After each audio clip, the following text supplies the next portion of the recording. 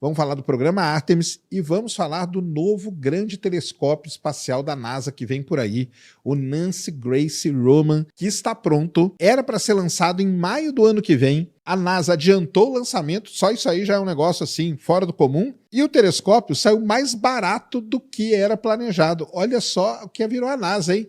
Você aí, ó, que mete pau na NASA, eu quero ver agora vir. Fala da NASA, meu amigo. Que mês, que início de ano aí para a Agência Espacial dos Estados Unidos, agora sobre a gerência do Jared Isaacman, um bilionário do setor da saúde americana. Para quem não sabe, né, o Jared ele é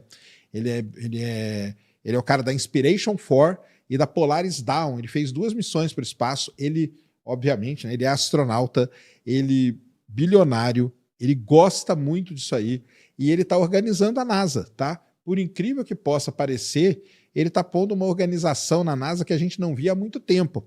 Porque, historicamente, a NASA ela é administrada muito por senadores, entendeu? Ou por algum ex-astronauta. Então, por exemplo, Bill Nelson, né? O famoso Bill Nelson, que administrou a NASA aí nesses últimos períodos. Por exemplo, Bill Nelson ele é responsável por apresentar ao mundo a primeira foto do James Webb. Isso aí marcou a passagem do Bill Nelson pela NASA. O Bill Nelson ele é senador americano, só que ele... Por que ele virou administrador da NASA? Tem um porquê. E isso pouca gente fala para vocês, mas eu vou contar para vocês.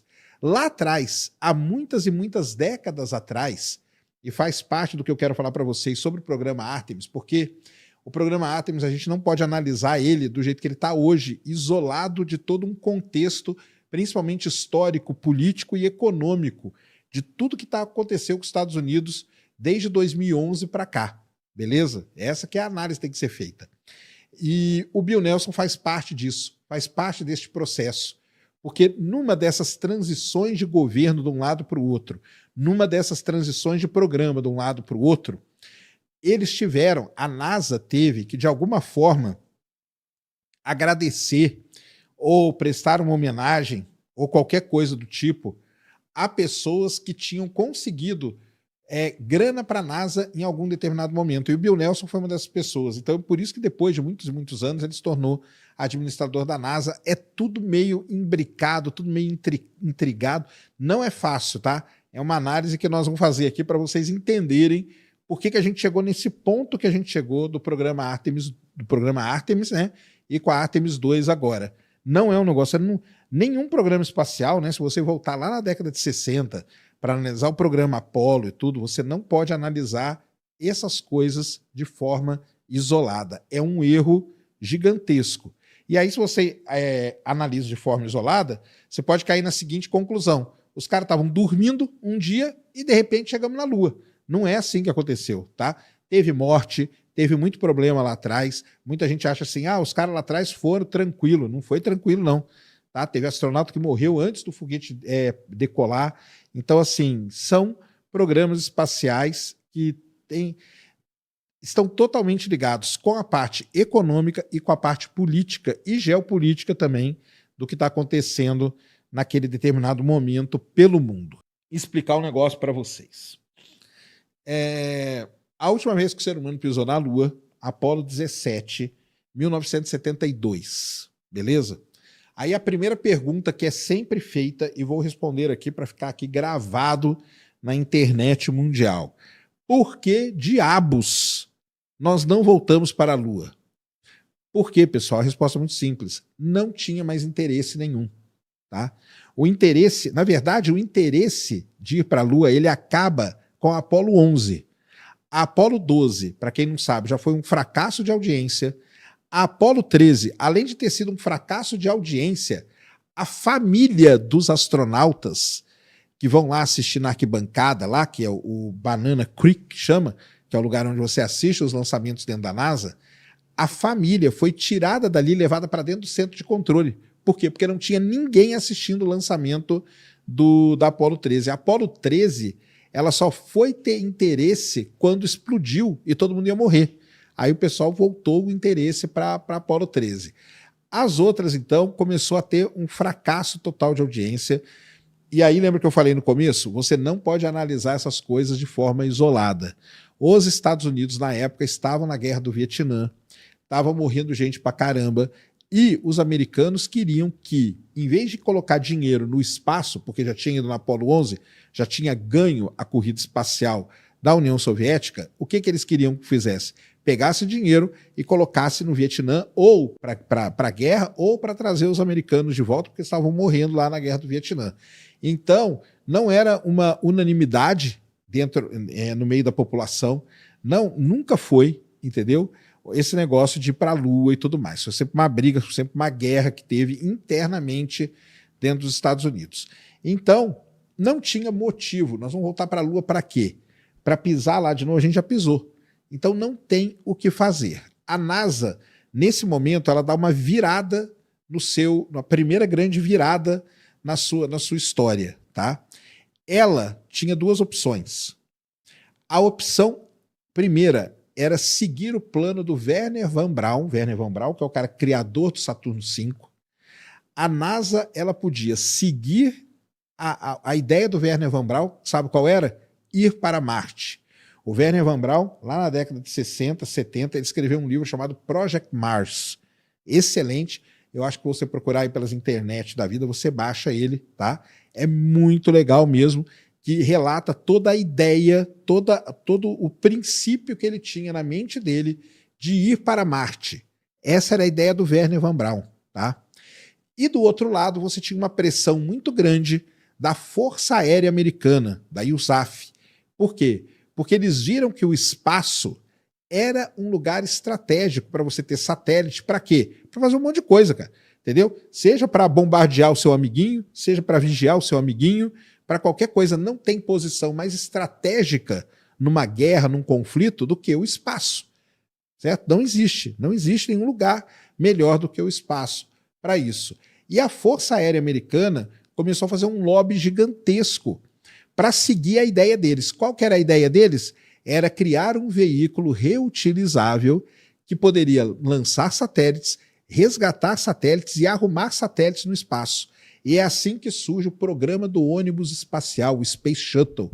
Ele surge nisso aí. Quando a NASA ela toma a decisão de seguir pelo Space Shuttle e ela abandona a ideia do Wernher von Braun, dizem as más línguas que ele morreu de desgosto, entendeu? Porque ele entrou numa depressão profunda e tal.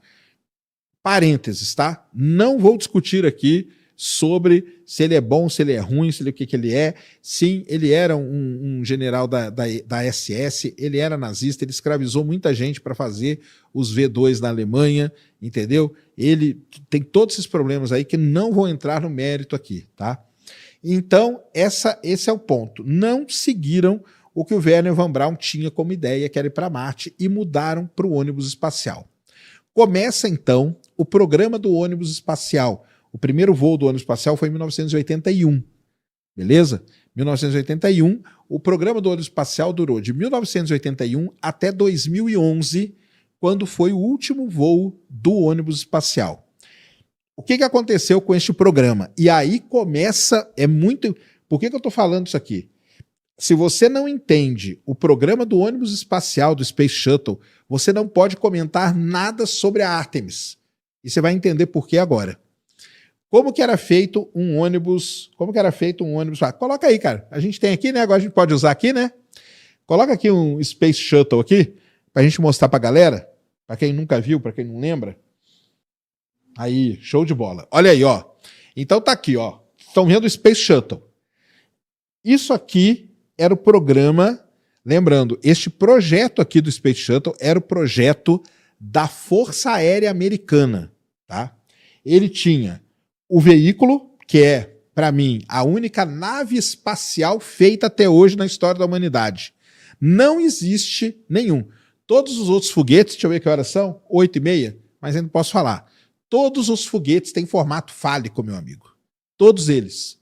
Tem uns que são mais do que os outros, tá? Mas todos eles são. Um na história inteira da humanidade não foi, que é este cara aqui. Este aqui era uma nave mesmo, que era o orbitador, que é aquilo ali. Ele tinha um compartimento de carga gigantesco. Por que ele tinha aquele compartimento de carga daquele tamanho? Para levar os satélites da Força Aérea Americana para o espaço. Não foi à toa ser daquele tamanho, porque os satélites naquela época eram gigantescos. E aí prestem atenção aqui no que ele tinha. Do lado ali, branco, a gente chama de SRB, Solid Rocket Booster, que são boosters ou foguetes de combustível sólido. E ali no meio, aquele tanque laranja, que é o tanque de combustível. Uma coisa muito legal, que pouca gente sabe. O tanque laranja não tinha motor, tá? O motor, vocês estão vendo ali embaixo, ali, ó, na base do ônibus espacial, o motor ficava na nave. E outra coisa legal, o motor só era usado para subir. Porque quando esse cara descia, ele descia planando, igual um planador, tá? Aquele motor ali, presta atenção nos nomes que eu vou dar, hein? Aquele motor ali chama-se RS-25, os boosters de combustível sólido, os SRBs, e o tanque laranja no meio, que é o tanque de combustível líquido. Isso aqui era o ônibus espacial. Durou de 1981 até 2011. Ele tinha 3 objetivos. Ele tinha que ser barato, rápido e seguro. Ele falhou nas 3 coisas. Um lançamento deste carinha aqui custava na casa de 1,5 bilhão de dólares. 1,5 bilhão para lançar este cara para o espaço. Caro. Ele não era seguro. Ele matou 14 astronautas, o acidente da Challenger e o acidente da Columbia. E ele não era rápido. O tempo que levava para você reutilizar este cara aqui era muito além do que o pessoal pensava que ia durar. Só que tem uma coisa muito legal. Ele era praticamente quase todo reutilizável, tá? Porque os boosters, presta atenção que eu vou falar aqui, os boosters de combustível sólido dele eram reutilizados. Eles eram resgatados do mar, recauchutado, recondicionado, e obviamente que o orbitador também, tá? Então, isso é muito importante, cara. Vocês têm que entender isso aqui, tá?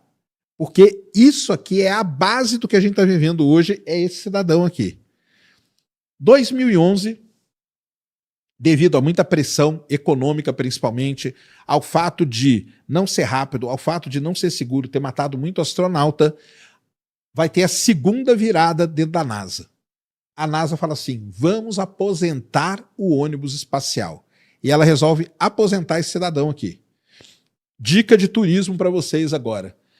Existem ônibus espaciais, você pode ver o ônibus espacial do jeito que ele voltou do espaço. Em Orlando, lá no Kennedy Space Center, está o Atlantis.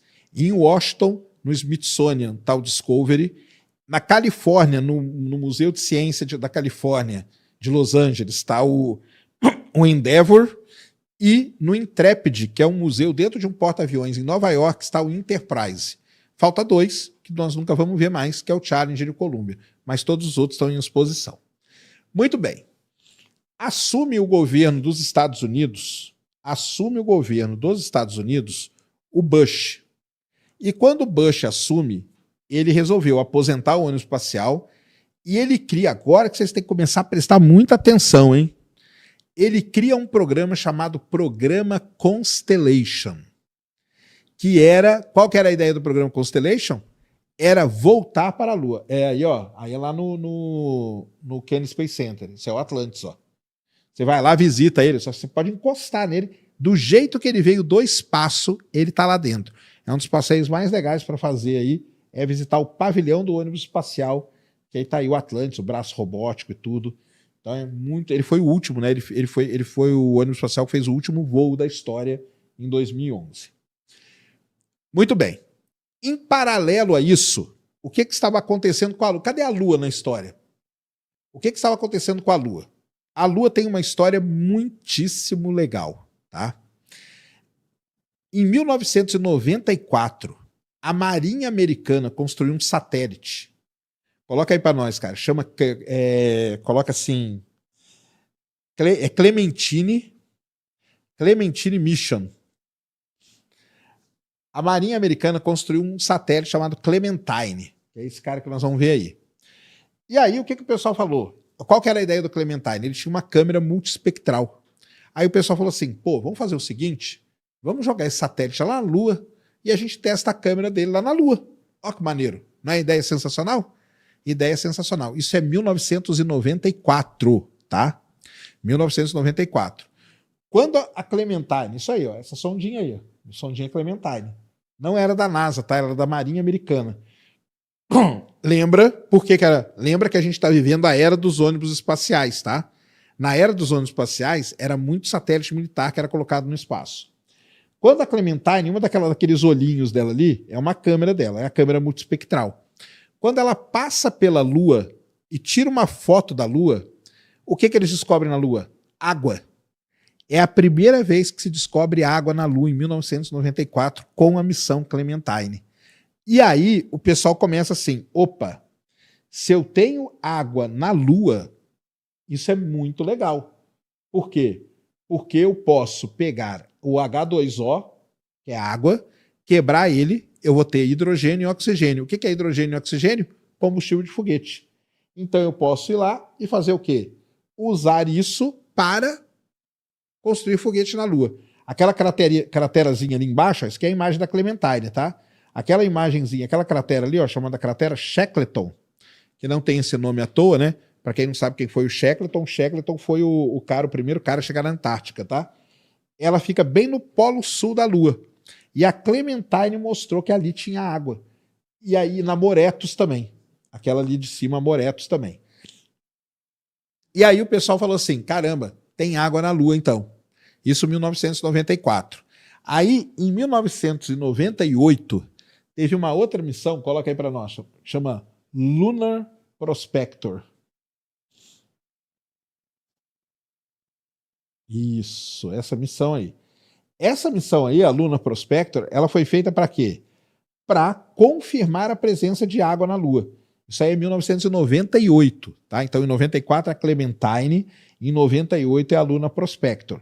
Eles mandam essa sonda vai lá e confirma que na Lua tinha água mesmo, tá? E aí estava confirmado. Aí depois disso vai ter uma outra missão. Tudo isso, ó, em paralelo à história do ônibus espacial está acontecendo e os caras estão indo para a Lua com sondas para investigar a Lua, beleza? Então essa história aí, nós nunca mais voltamos na Lua, tá? Não sei o quê. Ó, legal, ó, pega aquele mapinha ali embaixo, ó, mostra a trajetória dela, ó. Isso. Olha aí que legal, ó. Isso é, ó, tá vendo? Isso aqui é o voo da Clementine. Então, assim, porque nós nunca voltamos para a Lua com gente, tá? Mas nós fomos para a Lua várias vezes, estou mostrando aqui para vocês. Clementine, Lunar Prospector, e aí teve uma outra, que eu acho que vai chamar L, vamos ver se você acha aí, cara. Chama L Cross com 2 S's Mission. Isso mesmo. L Cross Mission. Isso aí. Olha aí. Pega aquela. Isso aí. Qual que foi a ideia olha a ideia dos caras. Eles fizeram essa missão chamada L Cross. E sabe qual era o objetivo dela? Bater na Lua. Por quê? Se tem água mesmo na Lua, eu jogo uma sonda e ela bate numa cratera e ali tem água, na hora que ela bater, ela esquenta aquilo, aquela água vira o quê? Vapor d'água. E se eu tiver uma outra sonda aqui, eu consigo ver o vapor d'água. Ou seja, eu vou comprovar realmente que na Lua tem água. E eles fizeram isso. Então, a história da Lua não é agora que esse negócio surgiu, que os caras estão, vamos voltar para a Lua agora. Não é isso. A história vem em 94, 98 e essa missão aqui. Beleza? E aí, para fechar essa história toda, tem uma outra missão, aí é uma missão indiana, chamada, escreve aí para nós, cara, Chandrayaan, Chandray, isso, Chandrayaan 1, só que é a 1, não é a 3 não. Boa. Aí, esta missão, Chandrayaan 1, ela levava um instrumento da NASA chamado M3, que iria lá para ver a mineralogia. Aí coloca ali, o Chandrayaan 1, aí dá um espacinho ali, coloca Moon, isso, que é primeiro ali. Show de bola. E aí, ó, ela é esse mapinha de baixo aqui, ó. Isso. Pode ser esse aqui, ó. Não, do ladinho aqui, ó, NDTV aqui, ó. Isso, esse aí. Esse. Tá aí, ó. A Chandrayaan 1, quando ela passa lá no polo sul da Lua, essa é que a imagem está muito baixa resolução, não tem problema não. Essa imagem do lado aqui, esquerdo, é o polo sul e ali é o polo norte da Lua. E ali você vê, a cratera Shackleton está ali. Lembra da cratera Shackleton, da Clementine? Então é isso que acontece. Isso aqui é 2008, tá? Então, de 94 até 2008, foram feitos vários estudos para mostrar que você tinha água na Lua. E isso é que criou o interesse 2008, tá? O programa do ano espacial termina em 2011. O governo Bush fala o que então? Tá na hora da gente voltar para a Lua. Por quê? Porque a Lua agora, ela tem um interesse. Eu tenho interesse de ir para a Lua, porque lá tem água. E aí eu posso pegar o hidrogênio e o oxigênio, eu transformo aquilo em combustível de foguete e eu lanço um foguete da Lua. Qual que é a vantagem de lançar um foguete da Lua? A gravidade da Lua é baixinha, com um pouquinho de combustível, eu vou começar a lançar satélite pra caramba. Tanto para a órbita da Terra, como para outros lugares do sistema solar. E aí, o governo Bush cria um programa chamado Constellation. Escreve para nós, Constellation Program. Space Program, melhor.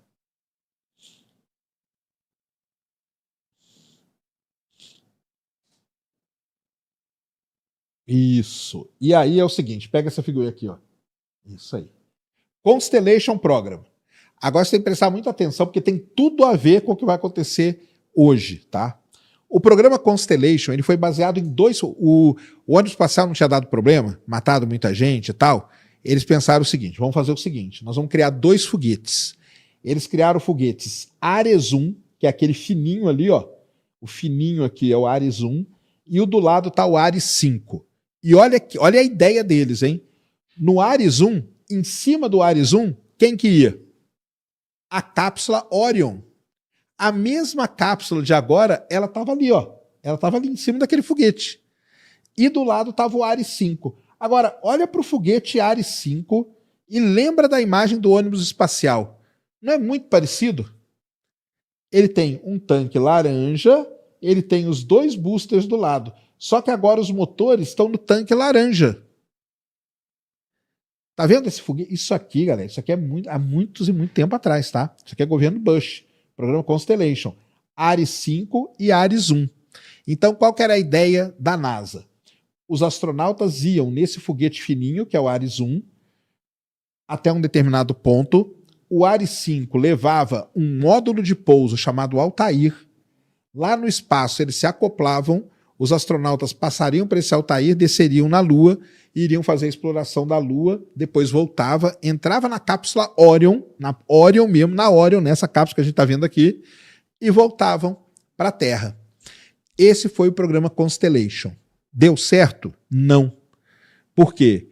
Porque foi muita grana investida em coisas, presta atenção que eu vou falar, em coisas que já existiam.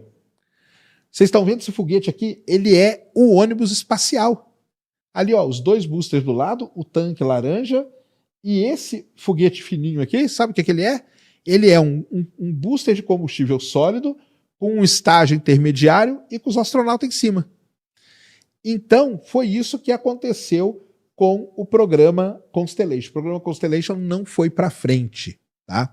Foi gasto muito dinheiro, nada deu certo, e eles criaram um comitê chamado Comitê Augustine, que fez toda uma avaliação do programa Constellation, tá? Uma coisa interessante do programa Constellation. Sabe quando que era para o ser humano pousar na Lua, de acordo com o programa Constellation? 2020. Ou seja, era para ter pousado. Olha aí, ó. Ares 1, que é esse fininho, e o Ares 5. Agora, olha esse Ares 5, lembra do ônibus espacial e lembra do SLS que eu vou mostrar depois. Vocês vão ver que é exatamente a mesma coisa. Entendeu? Exatamente a mesma coisa. Então, o programa Constellation não deu certo. Sai o Bush, assume o Obama. E o Obama muda tudo, cara. O Obama chega e fala o seguinte, esquece esse negócio de Lua, cara. Nós já fomos para a Lua, não queremos voltar para a Lua, não. Chega disso aí. Nós vamos minerar asteroide. Um dos programas mais malucos já criados na história da humanidade foi do governo Obama, tá? O Obama mudou completamente a direção. Eu estou explicando tudo isso para vocês entenderem. Olha quantas vezes a NASA teve que mudar de direção na vida dela, entendeu? O Obama muda totalmente. A frase do Obama era o seguinte, não vamos voltar para a Lua, nós já pisamos lá. E aí ele criou uma loucura na cabeça dele, que era minerar asteroide. Só que não era só minerar, não. Ele tinha uma ideia muito mais louca, pessoal. Sabe qual era a ideia dele? Era ir lá no cinturão de asteroide, capturar um asteroide, trazer o asteroide para perto da Terra, e aí você ia lá com os astronautas ficavam minerando o asteroide. Essa era a ideia do Obama, tá? O programa de mineração de asteroide. Imagina se isso aí tinha chance de dar certo. Exatamente, ó. Essa aqui era a nave, isso aqui estava no site da NASA. Essa nave ia lá, ela ia pegar o asteroide, ia trazer o asteroide para perto da Terra, ia pendurar os astronautas ali para ficar minerando o asteroide. Por incrível que pareça, né? E o mundo, né? Ele, como a gente sabe, a Terra não é plana, ela gira, ela capota, na verdade. Hoje, a ideia do Obama não é tão ruim, não. Porque asteroide ele é muito rico em terras raras. E os Estados Unidos quase não tem terras raras. Então, se os caras tivessem seguido o Obama, quem sabe, né? Estaria. Mas não deu certo também, porque era muita grana, era um projeto muito audacioso, muito louco fazer isso aqui. Minerar asteroide é um negócio assim que é fora de cogitação, tá? Sai o programa Obama, entra o Donald Trump, lá no seu primeiro mandato. Quando entra o Donald Trump, ele assina um negócio chamado Diretiva Espacial número 1.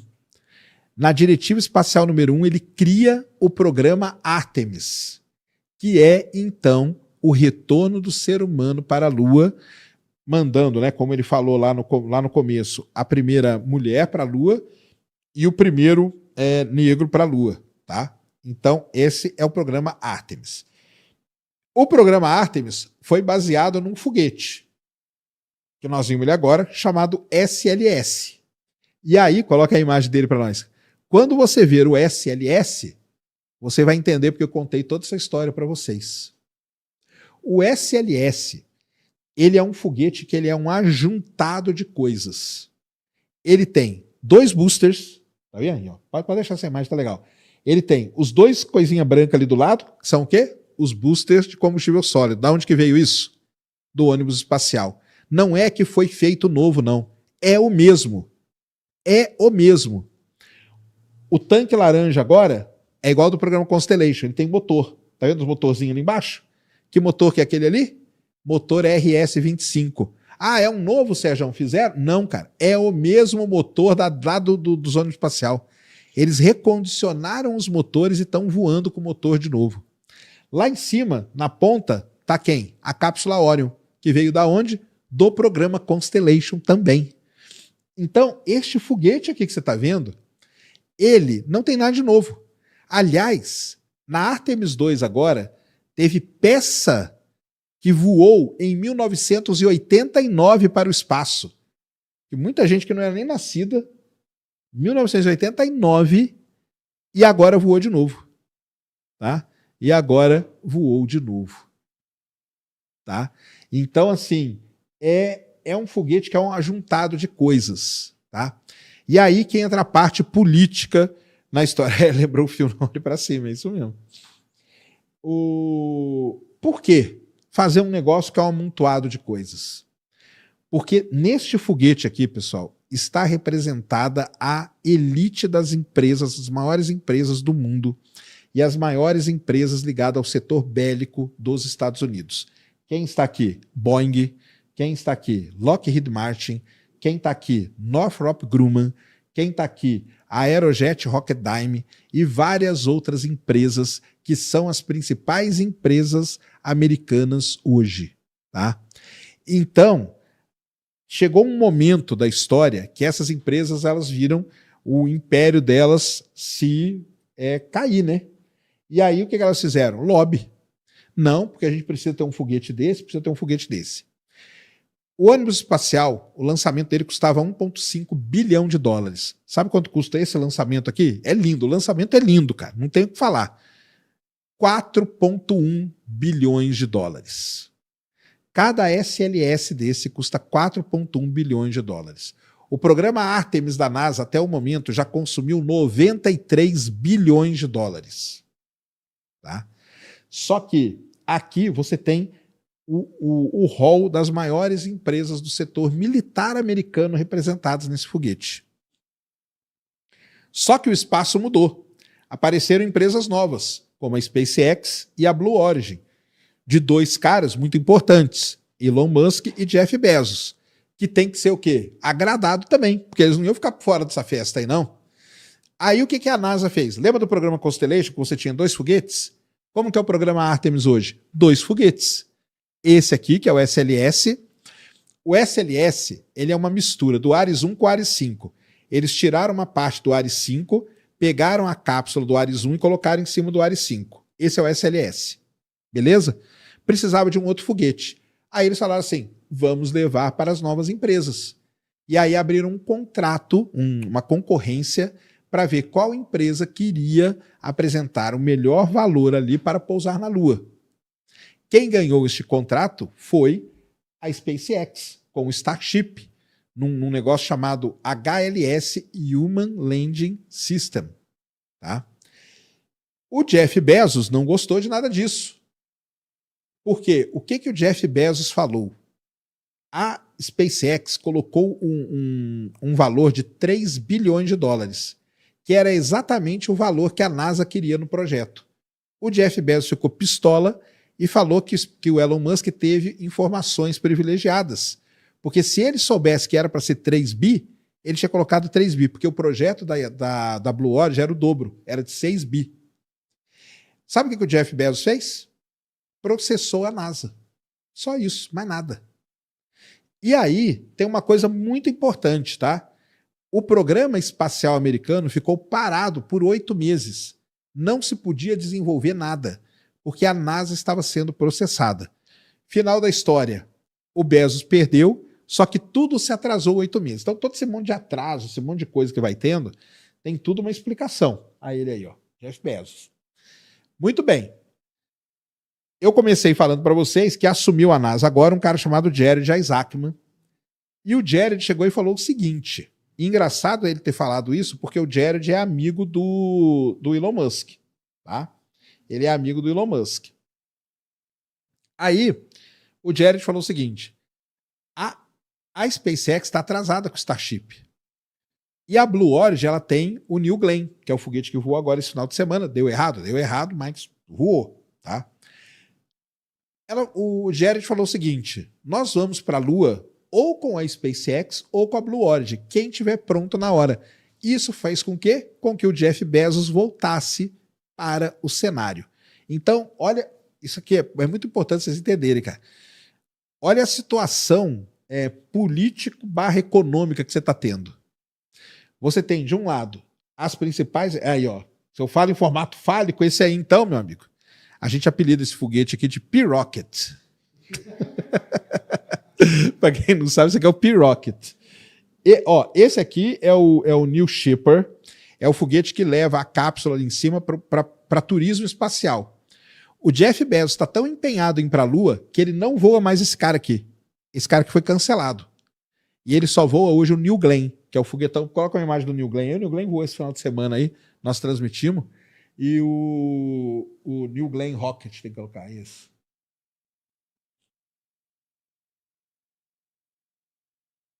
Isso, esse cara aí. 98 metros de altura, um baita de um foguetão, do mesmo tamanho do SLS, um pouco menor do que o Starship, tá? Tá aí, ó, o New Glenn. Lindo, tá? Volta, essa primeira parte dele volta, e a segunda ali leva a carga para o espaço, para a Lua, para onde for, que é para onde ele quer levar. Então, olha só a situação que nós temos hoje. De um lado, todas as empresas militares americanas sendo contempladas. Está todo mundo feliz. Do outro lado, os 2 caras mais ricos dos Estados Unidos contemplados estão felizes também. E no meio a NASA fazendo tudo isso que está feliz também. Então nós estamos num momento em que está todo mundo feliz com essa situação. Beleza? Então essa é um pouco da história para vocês. Tá? Não é uma história fácil, não é uma história simples, é uma história complicadíssima. Tá? Porque, como eu falei, mexe com interesses de todos os tipos. Pega aqui essa imagenzinha aqui embaixo, tá legal, do Seattle Times aqui, ó. Isso, aquela ali. Não, vai, mais uma, essa. Ó que legal, ó. Tá aqui, ó, o SLS, tá aqui o New Glenn, ó. e eles colocaram o Falcon 9 aqui no meio com o Falcon Heavy, né? Mas podia ter colocado o Starship. É porque o Starship ele ainda não é um foguete, tá? Ele é um protótipo. Mas você vê, ó, 98 metros de altura, ó, 320, 322 pés, ou seja, mesmo tamanho, boosters de combustível sólido, igualzinho, tancão laranja, 8 milhões de libras de empuxo, 4,51 milhões de libras de empuxo, tá? Ou seja, o SLS, embora ele seja menor do que o Saturno V, ele é muito mais potente que o Saturno V, tá? Então, este é o cenário que está desenhado hoje, tá? Este é o cenário que está desenhado hoje e é por isso que nós não voltamos antes, é por isso que nós estamos indo agora. Agora se desenhou toda a situação, vamos dizer assim, ela tá ótima para que tudo aconteça, porque está todo mundo feliz, está todo mundo contemplado, está todo mundo ganhando sua grana, entendeu? Ninguém vai ficar triste nessa história e vai todo mundo ajudar os Estados Unidos a chegar na Lua. No meio dessa história, aparece a China. A China tem um programa espacial muito sólido, aprendeu aqui no Brasil. Entrevistaram o cara da China, né, e falaram assim, mas e se os Estados Unidos chegar primeiro? Nós não estamos ligando, porque a gente vai chegar para ficar. E qual que é a diferença lá da China para os Estados Unidos? Lembra quantas vezes eu falei que a NASA virou, ela era um programa, virou ônibus espacial, virou o programa Constellation, virou mineração de asteroide, virou o programa Artemis. Essa ida de um lado para o outro é por conta da democracia. Democracia tem isso, cara. Vai alternando o poder, vai acontecendo isso, entendeu? Lá na China não tem conversa. Lá na China nós vamos para a Lua. E vai todo mundo trabalhar para ir para a Lua e eles vão chegar. As datas atualmente a China pretende chegar antes de 2030, ela não falou quando, e os Estados Unidos agora é 2028. Beleza? 2028. Vamos ver se tem algumas perguntas aqui. Tem? Pode ir soltando aí algumas. Responder algumas perguntinhas e depois eu continuo. Jucacap enviou uma mensagem. Serjão, a falha do New Glenn pode atrasar o cronograma da Artemis II? Da II não, né? Mas da II, né? Isso. Da Artemis 3, então, o que aconteceu com o New Glenn, né? Vamos explicar para a galera. O New Glenn voou esse final de semana com um satélite bem grande, tá? Ele decolou tranquilo, legal, o booster dele pegou e voltou. Só que entendam uma coisa, pessoal, foguete nenhum foi feito para o booster voltar. O objetivo do foguete é colocar a carga em órbita. E na hora que teve que ligar o segundo estágio, um dos motores do segundo estágio falhou e a carga não foi colocada na órbita correta e o satélite, ou se já reentrou, vai reentrar, mas perdeu. O satélite está perdido.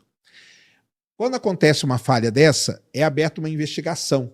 A FAA ela começa a investigar o que deu errado com esse foguetão aí do Jeff Bezos. A FAA é o equivalente à ANAC aqui no Brasil, tá? Ela começa a investigar isso. No momento, não pode ter voo do New Glenn. Pode atrasar o programa o Artemis 3? Não. Por quê? Porque do outro lado tem... Lembra que eu falei? Que o Jared Isaacman falou que nós vamos com uma ou com outra, ou com as duas. Quem estiver pronto no momento, ano que vem, nós vamos fazer os testes.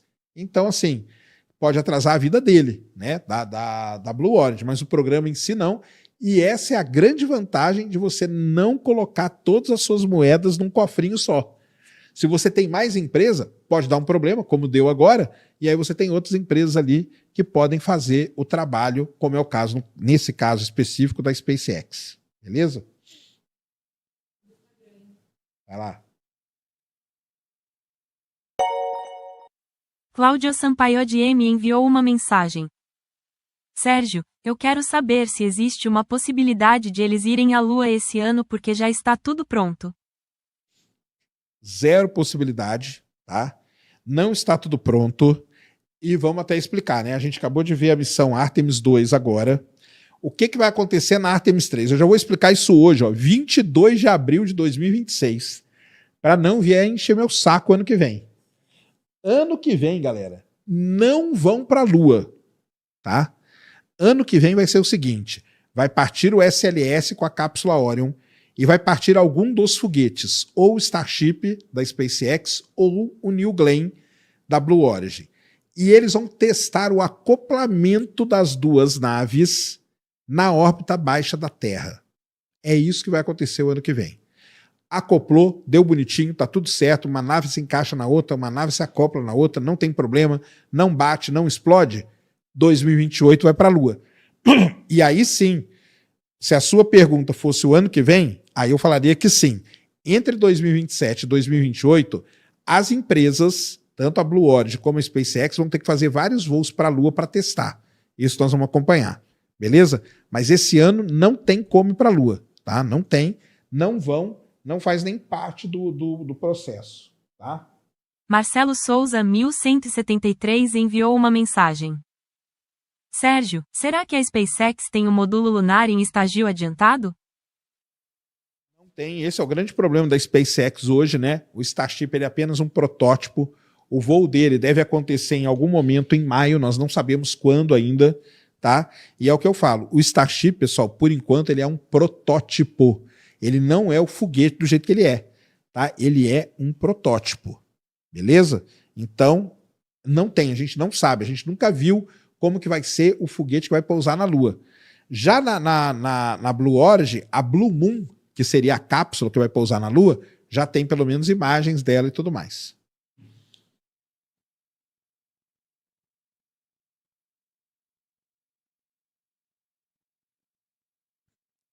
Pode soltar mais uma aí.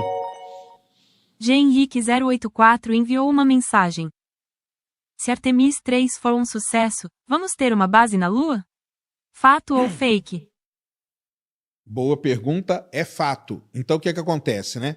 Se você pegar qualquer coisa antes de março desse ano sobre o programa Artemis, você ia ler que o programa Artemis ele ia ter uma estação cislunar chamada Gateway. Coloca a imagenzinha dela aí para nós, cara. Qual que era a ideia antes, tá? A ideia antes era sai a cápsula, sai o foguete, se acopla na estação, que nós vamos ver aqui, isso era o passado, tá? E os astronautas descem, não faz muito sentido falar isso, mas como se fosse, tá? Desce para a Lua. Isso aqui era a Gateway, tá? Era a estação lunar. Ali tá a Orion, tá vendo? A Orion tá acopladinha ali do lado, ó.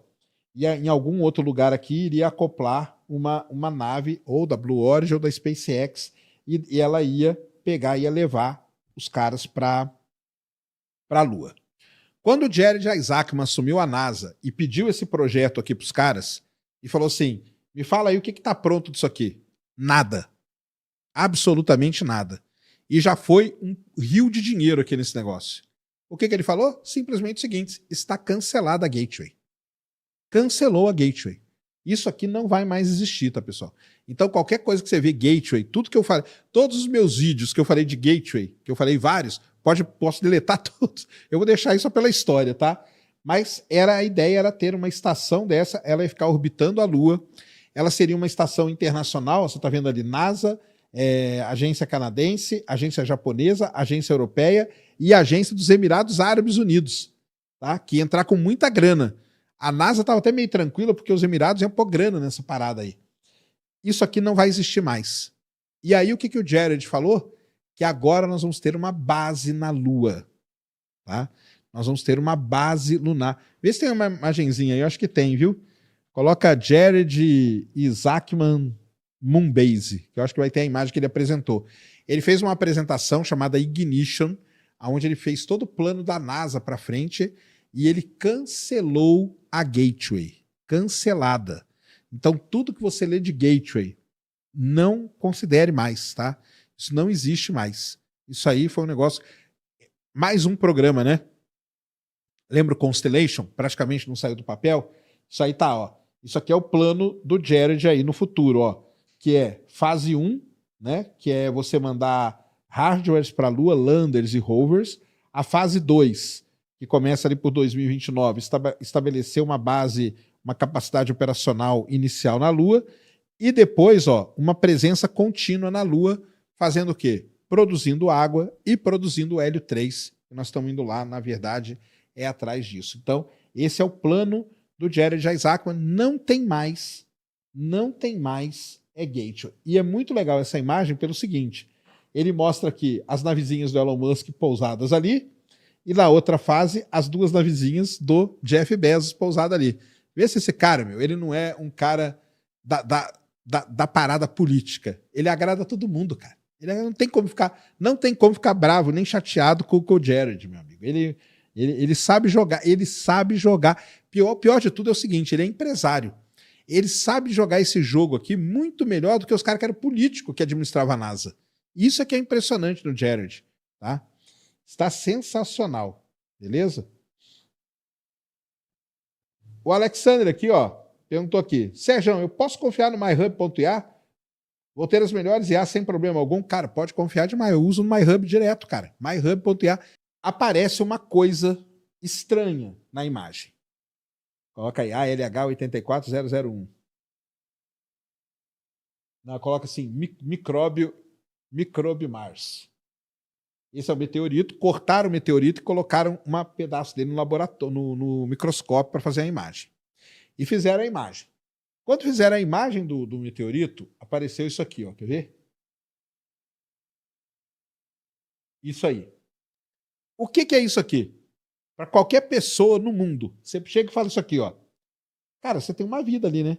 A minhoca, uma larva, qualquer coisa ali, um bicho com uma coisa esquisita. Essa imagem aqui, o presidente americano na época era o Bill Clinton. O Bill Clinton, ele estava voando, ele estava saindo da Casa Branca para ir para Camp Davis. É famosíssimo isso, tá? Vocês podem entrar aí no YouTube agora, vocês não vão ver que eu estou mentindo, entra no YouTube agora e coloca assim, Bill Clinton speak Alan Hills Meteorite. Ele volta de helicóptero, pousa na Casa Branca e no jardim da Casa Branca ele fala o seguinte, vamos voltar a explorar Marte. Tá? Esse meteorito aqui, ele foi descoberto, se não me engano, em 1996. Em 1995, 6 por ali.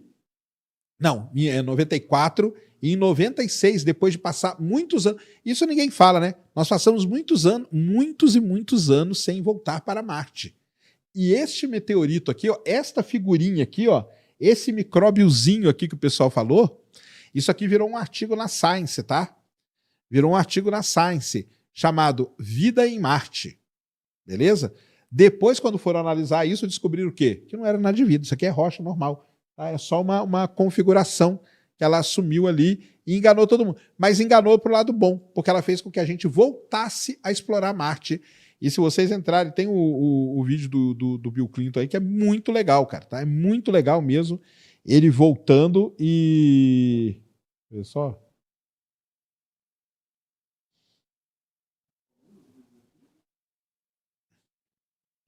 Coloca assim, ó, Bill Clinton speak. Coloca assim, ó, Bill Clinton speak Meteorite Mars. Foi gravado em 7 de agosto de 1996. Ele tá no jardim da Casa Branca.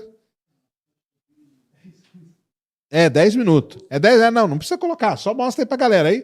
Pessoal que quiser, ouça aí o vídeo dele, aí ele falando do meteorito. Ele tá falando o seguinte, vamos voltar para Marte. Tá? Ele fala ali, ó, possível descoberta de vida em Marte, 1996, tá? Se puder, joga aí no chat pra galera, entendeu? Depois vocês assistam lá. Então esse meteorito aí, ele é muito importante em toda a história da exploração marciana, porque foi ele que fez a gente voltar o interesse para Marte, para ir atrás de vida, tá?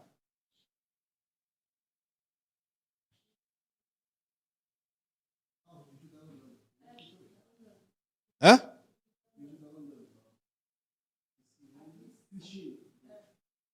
Ah, o da Cristina? Da Cristina andando. Cadê? Ah, aí, ó, que legal, ó. Então falaram assim, né? Ah, ela ficou só 10. É melhor tirar a musiquinha aí. Ela ficou só 10. Não precisa pôr o som, não, porque o som não vai ter nada. Pode tirar o som. Isso aí, ela voltou. Depois que ela voltou, ela meio que, entre aspas, né? Mas reaprendendo a andar, ó. O que o astronauta faz? Ele fecha o olho, e aí quando ele fecha o olho, ela não consegue ter a referência, porque a referência dela ficou abalada por conta dos 10 dias que ela passou no espaço, tá? Isso que nós estamos falando da Cristina. Ó, isso é muito legal de falar, pessoal. Nós estamos falando da Cristina Koch. Ela passou nada mais, nada menos, na história dela, 330 dias no espaço. E ela passou 10 dias agora e voltou desse jeito aí, ó. Tá bom? Então é aquele negócio, cara. Não, porque eu vou para o espaço. Não vai, cara. Entendeu?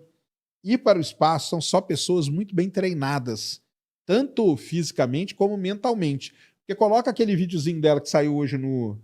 Tá no Instagram dela já?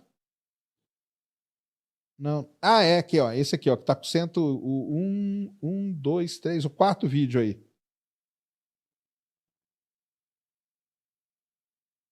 Tem a terra, a terrona aí na janela. É o vídeo que tem a terra, tá com 178 mil likes ali, ó. Você tá no Insta dela? É. Isso. Tem a cara dela. Então, Alexandre perguntou aqui se, pelo menos politicamente, né, impulsionou a volta do homem para a Lua. Cara, eu acho que não, Alexandre, porque ali o problema era outro, cara. O problema ali era o seguinte: Marte, a gente tinha ido em 1970 com a Viking. E aí virou aquela mesma história, basicamente. Pô, você está indo para Marte para quê? Na verdade, foi para Marte para achar vida. Não achou nada. Cara, esquece esse negócio de ir para Marte. Gasta dinheiro para caramba e só tá tirando foto de pedra. Tirar foto de pedra, eu tiro aqui no meu jardim, entendeu? E aí o pessoal falou, não. Aí precisava ter uma desculpa. E a desculpa veio e foi isso aí. E aí virou uma outra missão, que é a Follow the Water, que é seguir a água. E agora nós estamos lá nessa aí. Pode soltar. Cara, eu não sei se você tem música, é melhor não, porque vai ter só ela falando, eu acho. Isso aí é o videozinho que ela postou hoje, olha que demais, ó. Isso aí é a janela da Orion e ó a Terra lá, ó.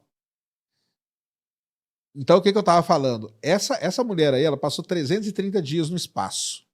Você tem que estar preparado, não só fisicamente, mas mentalmente também. Isso aí que ela tá vendo, ó, acontece um efeito muito legal, que é o Overview Effect.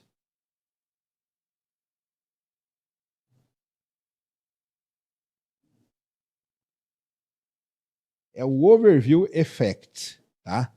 Que é o quê? É você ver a Terra de fora, tá? É quando você vê a Terra de fora.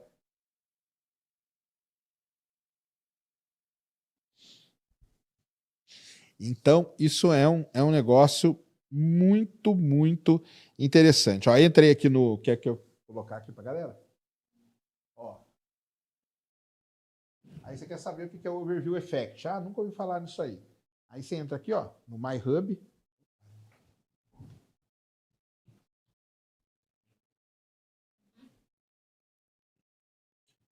Aí você entra aqui no My Hub, ó. E tá aí, ó.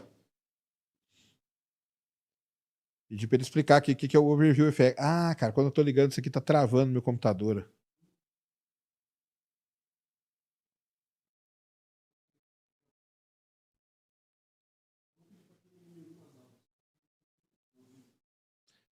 Mas ele explica aqui, ó, direitinho, ó, tá? É um fenômeno cognitivo e emocional profundo experimentado por astronautas quando observam a Terra do espaço pela primeira vez.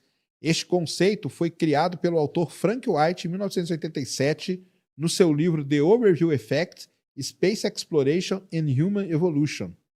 Tá? É uma mudança radical de perspectiva e consciência que ocorre quando os astronautas veem nosso planeta como um pequeno ponto azul suspenso no vazio cósmico.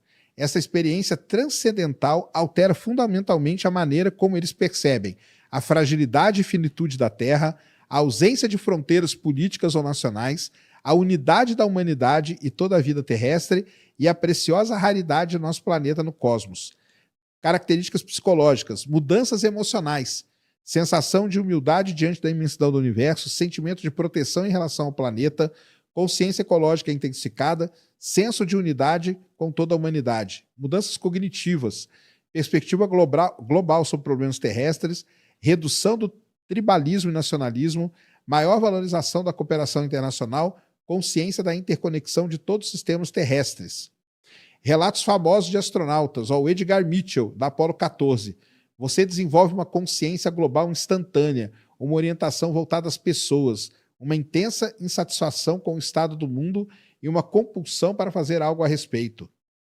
Carl Sagan, inspirado em relatos, escreveu: nosso planeta é um pontinho solitário na grande escuridão cósmica que nos envolve. Yuri Gagarin, o primeiro astronauta do espaço, vendo a Terra do espaço, você percebe que não há fronteiras entre os países. Isso é o Overview Effect, tá? Impacto duradouro.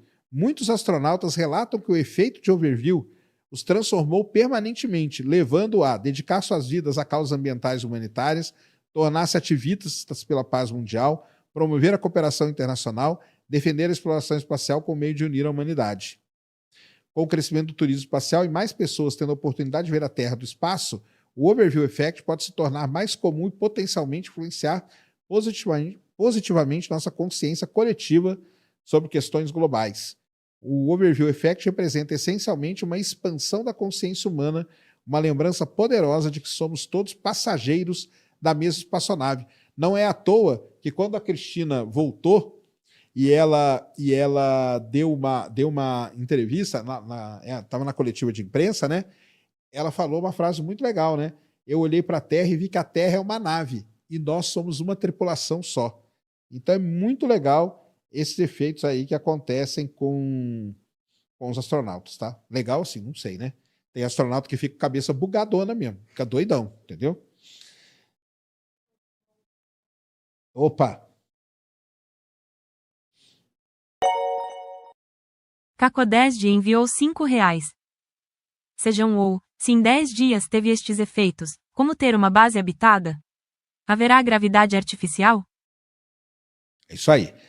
Não precisa de gravidade artificial porque a Lua tem gravidade, né? Então a microgravidade é dentro da nave. A Lua, ela tem uma gravidade, é muito menor que a da Terra, mas tem. Então você vai ter que fazer algumas coisas ali. Mas é exatamente isso, cara. É exatamente o que eu falo para vocês.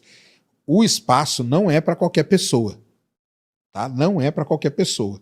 Vão ser só pessoas altamente treinadas fisicamente e emocionalmente ou psicologicamente. Tá? Pode ir. Beleza.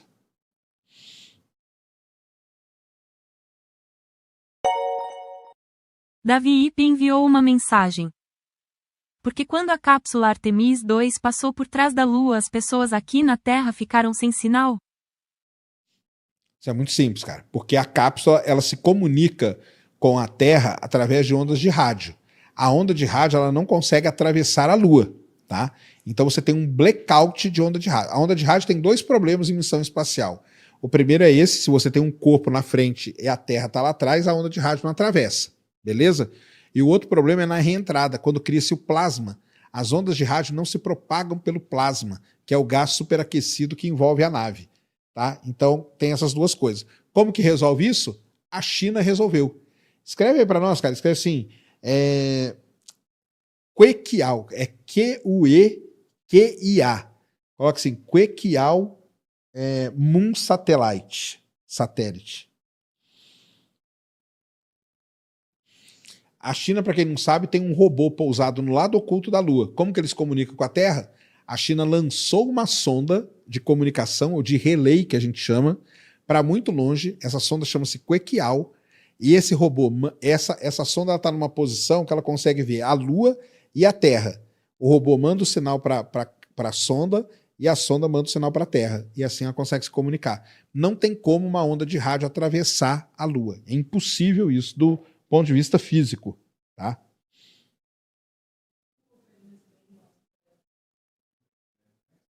É Q-U-E-Q-I-A-O.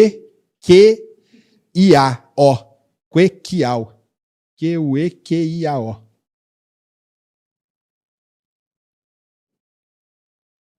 É, Queqiao Satellite, assim mesmo.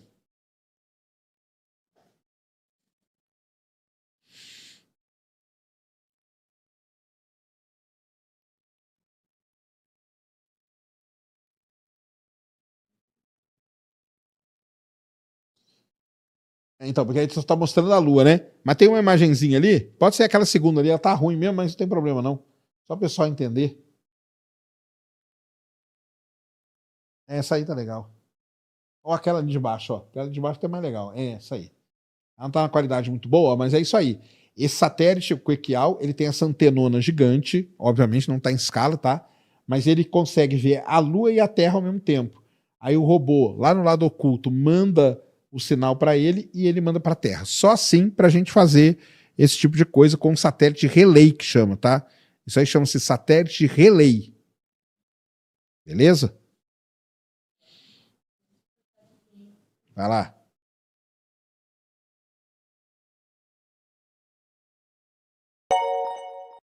Rodrigo Lira enviou R$ 10. Serjão, após os contratos com a NASA, Musk e Bezos podem fazer missões próprias, independentes para a Lua ou existe algum bloqueio legal, tratado que impeça empresas privadas de colonizarem sozinhas? A sua pergunta aí tem, como o pessoal fala, várias camadas, né? A primeira é justamente essa. O Elon Musk, por exemplo, a cápsula Orion, ela podia ir a gente já falou isso várias vezes, mas ela podia ser acoplada no Falcon Heavy. Você só construiria um adaptador ali, colocaria a cápsula e ia para a Lua tranquilo. Mas aí não ia agradar todo mundo, cara. Lembra que eu falei para vocês? O lance desse programa ser montado desse jeito é que todas as empresas envolvidas no setor, principalmente militar, têm que ganhar a sua grana. Se o Elon Musk tem capacidade sozinho, tem, o Jeff Bezos também tem. Só que eles não vão fazer isso por conta deles participarem de tudo isso. E uma outra coisa aí que tem na sua pergunta é o seguinte: existe algum tipo de acordo que proíba uma empresa chegar na Lua e explorar? Não sabemos, não temos, entendeu? Esse é um outro grandíssimo problema e fica a dica aqui, ó, para quem quer fazer faculdade, quer fazer uma especialização e tal. Existe uma disciplina que está tendo uma procura, nem está tendo uma procura, mas devia ter, que é a tal do direito espacial. E ela vai ser muito importante agora, porque é o seguinte: de quem é a Lua? Os Estados Unidos já pousou, entendeu? Os Estados Unidos pode falar, ó, a Lua é minha, eu já pousei lá na década de 70, ou se pousar agora, vai valer. E se a China pousar primeiro? De quem que é a Lua? Isso é uma questão muito grande, voltada aí para o direito espacial. Eu falo em todos os lugares, né, que já foi cogitado até de fazer um tratado de Tordesilhas na Lua. Para quem não lembra, o tratado de Tordesilhas dividiu o mundo entre Portugal e Espanha, que eram os que colonizaram o mundo lá no 1500, né? Agora, uma decisão que eles pensaram é o seguinte: quer saber? A gente pega e divide a Lua no meio, dá metade para os Estados Unidos, metade para a China, fica todo mundo feliz. Será que é uma solução? Vamos saber.